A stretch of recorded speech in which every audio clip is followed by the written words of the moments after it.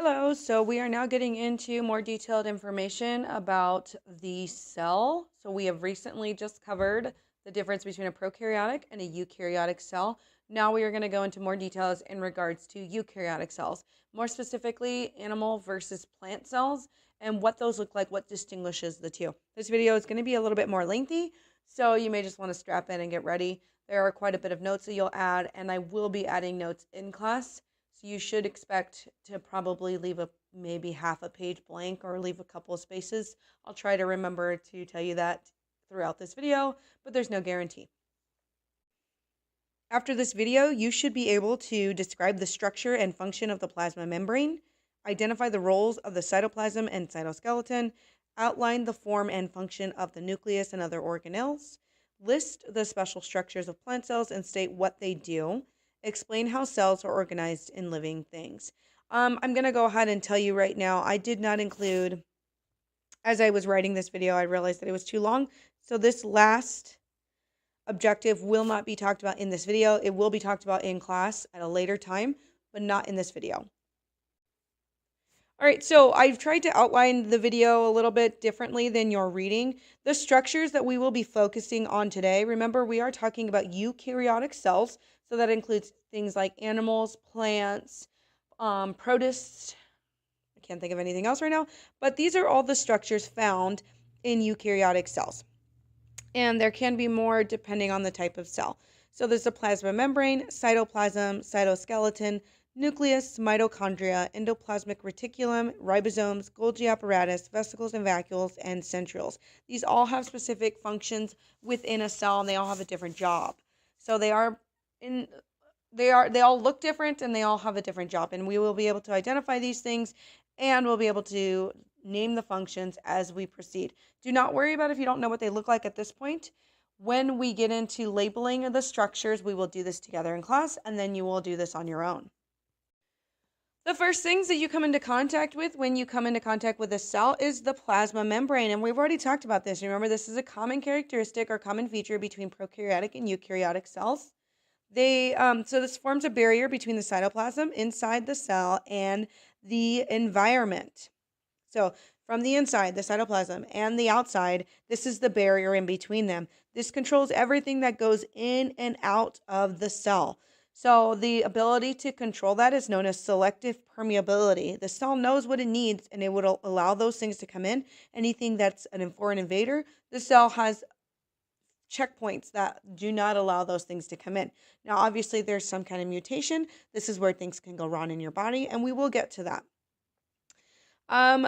The biggest component and why the plasma membrane is so good at its job is because of the fact that it's made of this phospholipid bilayer, is what it's known as. So it's a layer that includes, it's a two-layer increment that includes a phospholipid that has a head and two tails. And I will draw this for you so you know what I'm talking about. But the head loves water, so that is facing towards the outside of the cell, the environment. The tails hate water, so they're facing inside. And again, I will draw that for you. Do not forget, there are two layers, so that means that there are two heads in this, and then there are four tails, if that makes sense. So each layer consists of a lipid, which has a head and a tail. There are two layers there, so there's two heads and four tails when they're intersecting. And again, I will draw this for you because it sounds really confusing right now. But basically, they allow things to pass through. Any molecules that are hydrophobic, meaning that they hate water, can easily pass through the plasma membrane if they are small enough, because they are water hating, like the interior of the membrane, so like those tails. Molecules that are hydrophilic, on the other hand, cannot pass through the plasma membrane. So they need some kind of assistance. And we are going to talk about that kind of assistance later. I don't want to get into super detail on that. There are also extensions of the plasma membrane depending on the organism. So like a whip-like flagella or brush-like cilia, they help aid in movement. So if you see an organism with a lot of tail-like features around it. That's what helps it move. There are eukaryotes that are single-celled. A lot of you guys said, no, those are only prokaryotes. No, there are eukaryotes that are single-celled. They have different functions within their system that aid in their survival. Next two structures we're going to talk about is the cytoplasm and cytoskeleton. So we've already learned that the cytoplasm is common among the two different types of cells. Now we're going to get into a little bit more detail. The cytoplasm consists of everything inside the plasma membrane of the cell. So that includes the watery gel-like material, the cytosol, and the structures in it. So the cytoplasm includes the organelles and the gel-like substance. So the water in the cytoplasm makes up about 2/3 of that cell's weight and gives the cell many of its properties. The function of the cytoplasm, it is meant to suspend cell organelles, so hold them up, pushing against the plasma membrane to help keep that cell, to help keep that circular shape or whatever shape it might hold, and then provide a site for many of the biochemical reactions of the cell. So within the cytoplasm, there are things just going on, basic functions. The cytoskeleton, on the other hand, is like a cellular skeleton. It's really a lot of fibers and connective tissue that hold the shape and help organelles stay in a place. So you don't have your nucleus just rolling around in a cell. It's held in place by the cytoskeleton. Next up, we have the nucleus and other organelles. And so I'm going to give you a brief synopsis of all of these things. But this would be a time where I'm going to tell you that doing the reading would be super beneficial to you. I can also tell you that I will add to all of these things in your notes. So you may want to make sure you have some space on the side or underneath. It doesn't matter how you organize it, but you may want to have some space in between. So the nucleus, the largest organelle. It is the cell's control center. We've already talked about the fact that it contains the DNA. So because of the fact that it contains the DNA, the nucleus controls which proteins the cell makes. Like I said, it's the DNA's house. So this is where it's determined which proteins will be made. So I might have been a little glitch there because I was re-recording. Remember, the nucleus controls which proteins the cell makes because of the fact that it houses the DNA. The mitochondrion, in the plural version, it's known as the mitochondria. You'll probably always hear me call it the mitochondria because that sounds better. And this is an organelle that makes energy available to the cell. Super important. That's why you'll commonly hear it referred to as the powerhouse of the cell because of the fact that it provides all of that energy.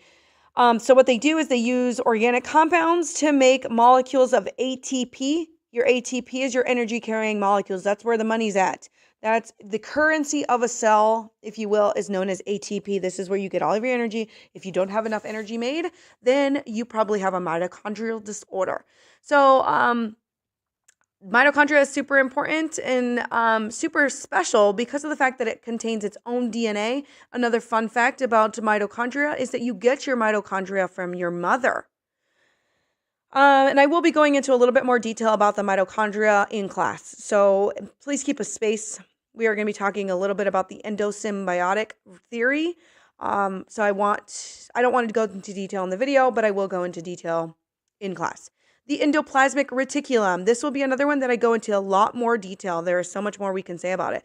So it's an organelle that helps make and transports proteins and lipids. There are two different types. The rough ER and the smooth ER. As of right now, that's all. I want you to know that the rough ER is studded with ribosomes. The smooth ER is not. We will give you more specific functions about, I will, not we, but I will give you more specific functions about the rough and smooth as we progress in class. So make sure you leave a space for that as well. Continuing on with our other organelles, we have ribosomes, and these are small organelles where proteins are made. So super important. They get their instructions from, again, the nucleus, which houses the DNA, and they are told which proteins to make by the DNA or the organelle, and this is where they are made. They contain the nucleic acid RNA, which assembles and joins amino acids to make proteins. You will learn about RNA in the future. You should know, though, at this point that RNA is contained in the ribosomes. Think of R and R. Ribosomes can be found alone or in groups within the cytoplasm as well as on the rough endoplasmic reticulum. The Golgi apparatus, a processes proteins and prepares them for use both inside and outside the cell. You can typically think of the Golgi apparatus as like a post office. They're also involved in the transport of lipids. This is another. I'm just going to tell you now. I'll go into detail on all of these in a lot more specificity, and we will be labeling a cell. So do not worry right now if you're confused. We have what's known as vesicles and vacuoles. These are both sac-like organelles that store and transport material in the cell. So vesicles are much smaller than vacuoles, and they have a variety of functions. Again, I will include the functions in class. And then finally, I guess not finally, because we have a little bit more to talk about, but we have what's known as centrioles. And centrioles are organelles involved in cell division. So they help organize the chromosomes before cell division so that each daughter cell has the correct number of chromosomes after the cell divides. Now, obviously, there can be glitches in this process, but for the most part, it's pretty effective. Again, this is something we will go into more detail later. A big thing you should know about centrioles, though, is that these are only found in animal cells.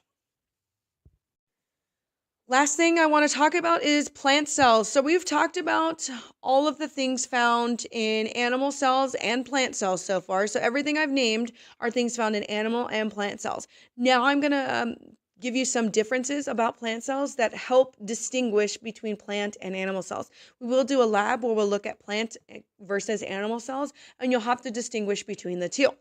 So the big distinguishing features are the cell wall, central vacuole, and plastids. And I'm giving you a brief synopsis because I didn't want to make your video super long. But again, these are things I will add a lot more detail to.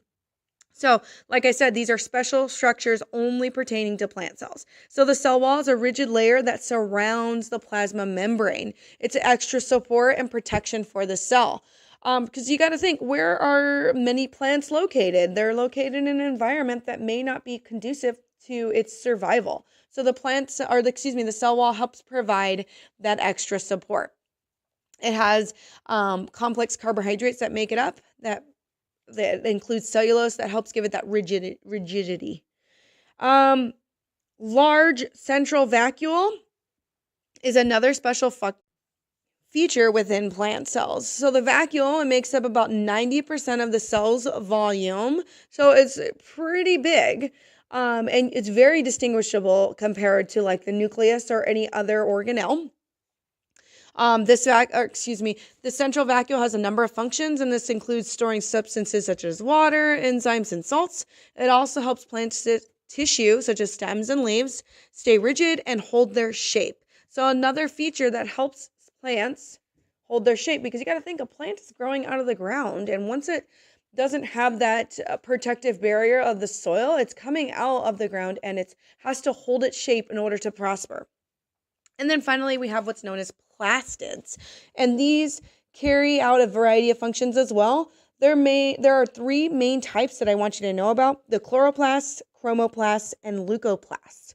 Chloroplasts contain green pigment chlorophyll. They help capture light energy from the sun and use it to make food. So you may have heard of this before, in a process known as photosynthesis. I don't know, maybe. Chromoplasts are plastids that make and store other pigments. So the red pigmenting that you get during the fall, or even for like flower petals, this is where that comes into play. And then finally, leucoplasts are plastids that store substances such as starch or make small molecules such as amino acids. So another special thing about plastids is that they contain their own type of DNA. So like the mitochondria, it has some special features, I guess, if you will. And I will go into detail about those as we progress through this lesson. If you're looking at the reading, you might have noticed that I skipped a section known as organization of the cells. That was to hopefully keep the video at a little bit more of a minimum. I will go into detail about organization of cells, more particular on how it applies to multicellular organisms in class, so you may want to leave some space. All right, if you have any questions, please ask me on Edpuzzle.